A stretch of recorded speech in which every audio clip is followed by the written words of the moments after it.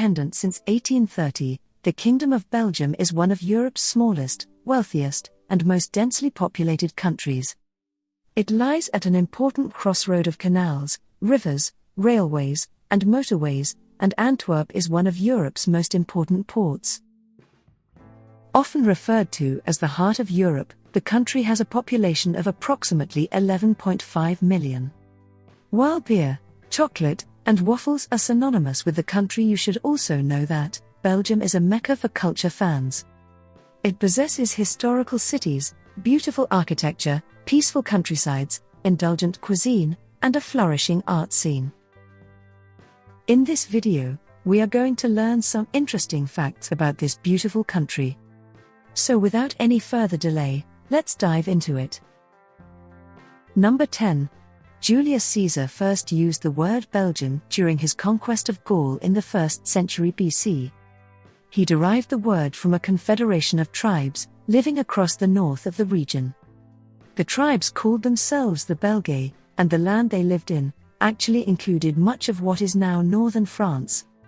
After the Roman conquest, the Romans then organized their lands into the new Roman provinces of Gallia Belgica and Germania Inferior. Number 9. Several former kingdoms ruled over what is now Belgium in the early Middle Ages.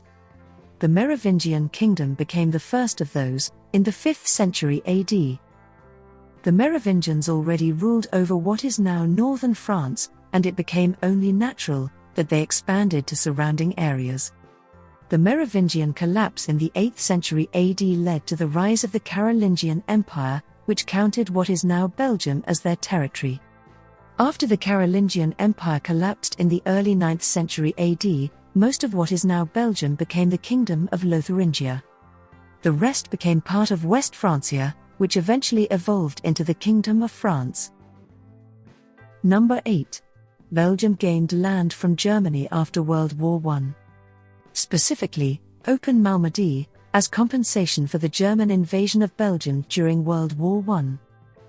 Under Belgian rule, they became referred to as the East Cantons, or East Belgium. Germany tried to regain them during World War II, but after the war, they remained part of Belgium to the present day. Number 7. Belgium's capital of Brussels is home to many international organizations. These include NATO, founded in 1949, and which Belgium helped found. Other international organizations based in Brussels include the European Commission, the Council of the European Union, and the European Council. It also shares the privilege of hosting the European Parliament, with Strasbourg in France.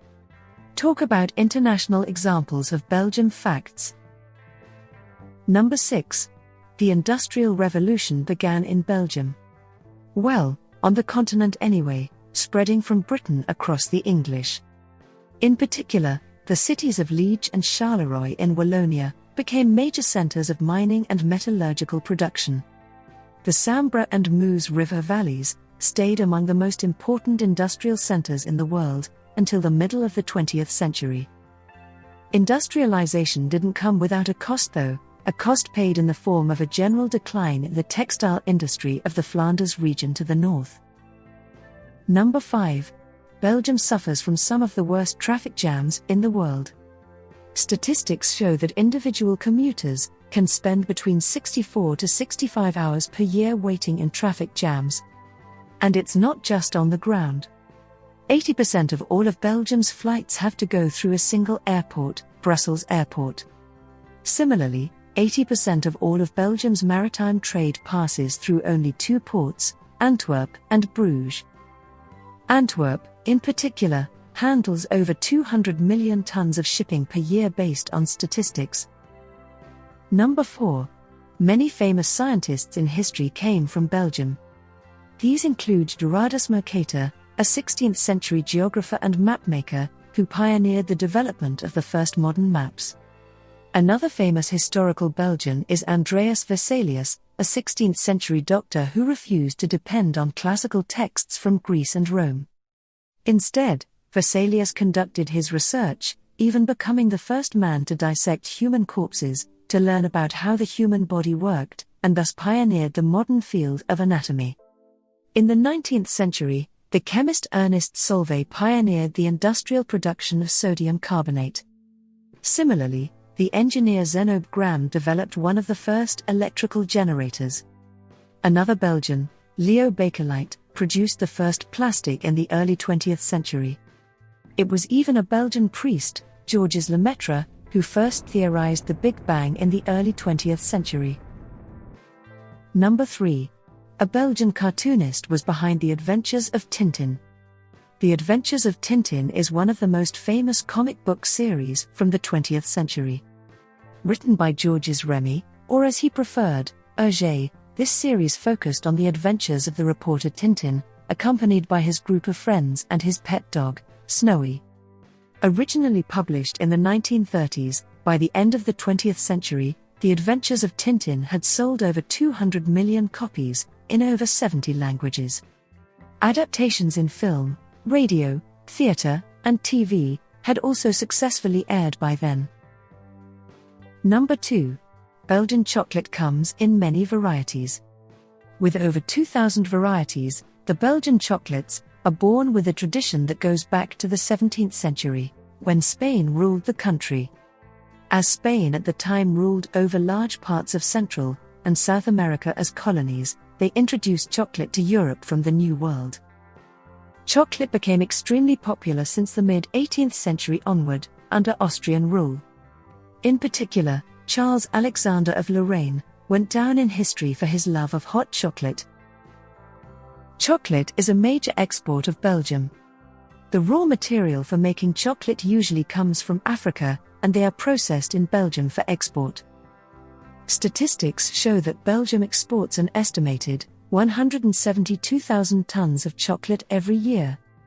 Now, that's a lot of chocolate. Belgium heavily regulates the production of chocolate in the country. The Belgian government reinforces regulations to ensure the quality of the product, given the importance of chocolate to the Belgian economy and its place in Belgian history and culture. One such regulation is all chocolate products must include at least 35% pure cocoa, while another regulation is a complete prohibition on the use of vegetable fats in making chocolate. Most Belgian chocolates remain handmade to the present day. These include the renowned brands Neuhaus and Gillian. This tradition of hand-making chocolate is one of the contributing factors to the high prices of Belgian chocolate. Also, for the same reason, tourists often flock to chocolate shops when visiting Belgium to get these handmade chocolates. Number 1. The Monacan piece has become the semi-official symbol of Brussels, and it fits well with the citizens' gentle, self-mocking humor. He even has his own website. Nobody really knows why the statue was built, but there are numerous far-fetched tales of its origin. One version is that an unknown boy made the mistake of relieving himself outside a witch's house. The angry witch responded by turning him into a statue.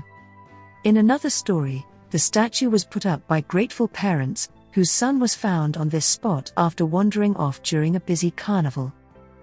More common than either of those is the tale of a little boy who spotted a fire during his excursion to the outhouse one evening. By raising the alarm, he saved the city from being burned down. Belgium is well positioned to continue its economic growth well into the 21st century. Its export-driven economy has created a trade surplus that will continue for the future. Also, Belgium's geographic location and its infrastructure indicate that the country will continuously serve as a point of entry for goods and services going into Europe. That was all about Belgium.